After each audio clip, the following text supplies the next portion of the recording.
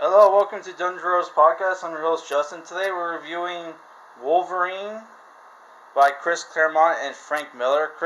Chris Claremont wrote it. He's famous for his X-Men run from I think it was the 80s to the 90s. Well, he did some. He also worked on X-Men in the 2000s, I think. And Frank Miller did the art, which beautiful art by Frank Miller. Though the backgrounds I thought were kind of weak. This comic originally came out from 82 to 83.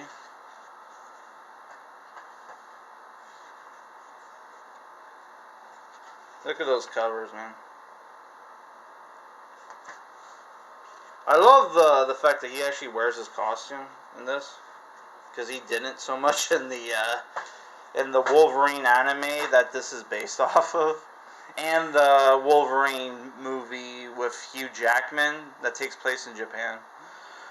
This collects issues 1 through 4 of Wolverine, and it also collects Uncanny X-Men 172 through 173. This is rated teen.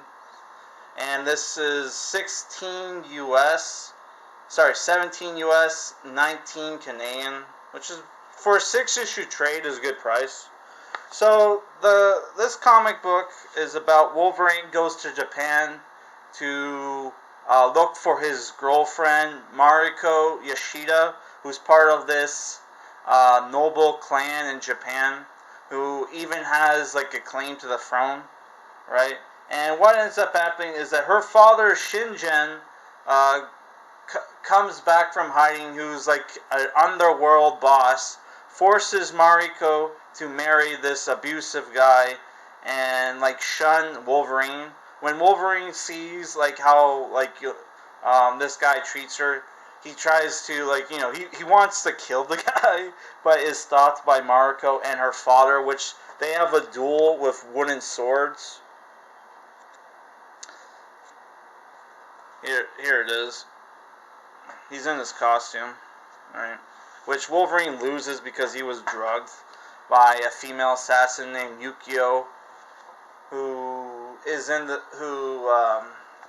that's her in white right there. Which she's supposed to look at Wolverine's face right there. Holy crap!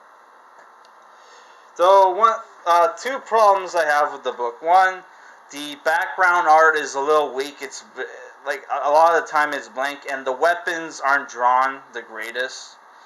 They're drawn a lot better in the Uncanny X-Men books, which takes place after that the main story is resolved, where they fight, where Wolverine is going to, spoiler alert, marry Mariko, right?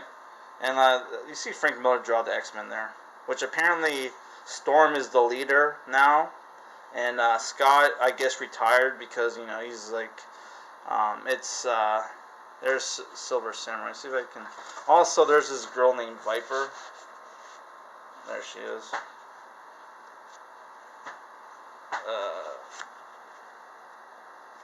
Also, Rogue is in the book. See if I can find a better. Oh, the hand is also in the book as well.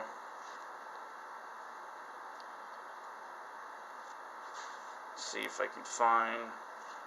Which Rogue is not on good terms with Wolverine, because Wolverine is still pissed off at. There's Silver Samurai. The backgrounds aren't too great here. Which Paul Smith does the art. Silver Samurai is a pretty cool character. He's the half brother of Mariko. So I gotta say, I really like the dialogue, and Chris Claremont does a really good job of handling people's accents. Though I did think the behavior of the Japanese was weird at some points. You have one scene where Wolverine is messing up a drug bust, and they're the two Yakuza guys who are having the drug bust are being super formal with each other, right? And it's I don't think the Japanese underworld, they tend not to be too polite unless they're with their superiors or whatnot. But then again, what do I know? I've only, I've only seen like Yakuza movies and documentaries, stuff like that. Oh, and that's Age of Apocalypse Wolverine figure, which I think is Rob Liefeld did the art. And I also have some books here. I reviewed the X-Men Wolverine Gambit book. Did not review these other ones. I'm going to review X-Men Days of Future Past soon. That'll probably be my next Marvel review. So yeah, I gotta say, I really enjoyed the book. The how Frank Miller draws Wolverine's face looks fantastic. It totally, though it's kind of, here you can kind of see the transition between his like smoother art style from the 70s to his more blocky, rough sketch art style, which you see on the cover here for the graphic novel, right?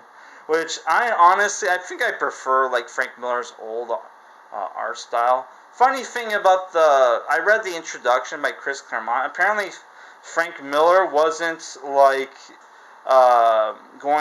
going to work on this book because he thought like Wolverine was a one-dimensional character. Then like Chris Claremont, knowing that Frank Miller's huge into Japanese stuff, tells him, oh, in the book he's going to be like a failed samurai, and that got Frank Miller onto the book, right? Which I thought that was funny. There are a lot of cool action in this book, lots of action. Some gore here and there, like you see him fight a bear here, and like he cuts the bear's arm off in the fight scene. Let's see if I can find that. Yeah, you can see it right there. He cuts it off. Holy crap! Yeah, and he finds the hunter. This is back when Wolverine was a Canadian mountain man, before they changed his backstory to like him being like American cowboy or whatever from like the 1800s. Which, fuck you, Joe Quesada. The one Canadian character we Canadian Marvel fans could enjoy, because most of them suck. Let's be real. Most not Marvel, Canadian superheroes suck. Though I should read more Captain Canuck before I say that, but it's like, dude, they took the one Canadian superhero away from us, man, and it fucking sucks, right? Which also, he smokes a lot of cigars in this book, cigarettes, which, Joe Quesada, because his father died of lung cancer or whatever from smoking cigarettes, he made it, when he was in charge of Marvel Comics, he made it so you couldn't have, like, people smoking Marvel Comics anymore. I don't know if that rule still applies, but yeah. I don't really have anything else to say. I think this is a good book and worth reading. And one thing I have to say about this book, like a lot of X-Men books tend to be political.